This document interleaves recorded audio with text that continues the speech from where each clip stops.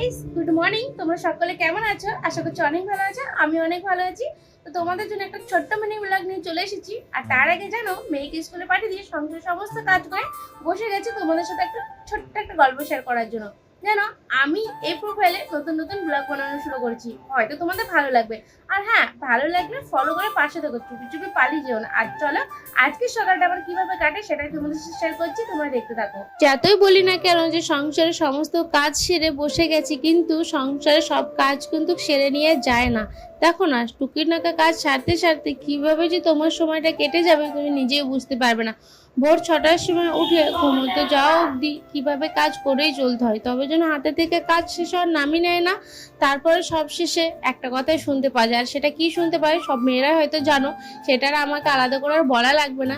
তো যাই হোক, ছেলেকে এখানে দুধ গরম করে বিস্কুট দিয়ে দিয়েছিলাম, আর আমি এখানে দুটো ডিম সিদ্ধ করে নিয়েছিলাম।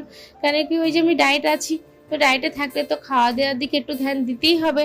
তার জন্য ডিম সিদ্ধ করে নিয়ে বসে গেছি। তো আজকে সকালটা তো আমার এইভাবেই শুরু হলো।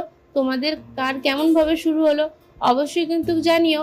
আর জানো, ডিটক্স ওয়াটারটা ফুরিয়ে গেছিলো, তো সেটা বানিয়ে নিলাম। জানো, এই ডিটক্স ওয়াটারটা খাওয়া যায় এতটা ভালো, আগে জানলে কবে থেকেই খেতাম। তাই আমি রিসেন্ট শুরু করেছি। তোমরা দেরি করো না, তোমরা চাইলে শুরু করো। আর ভিডিওটা কেমন লাগলো অবশ্যই জানিয়ে যেও, যার আগে ফলো করো।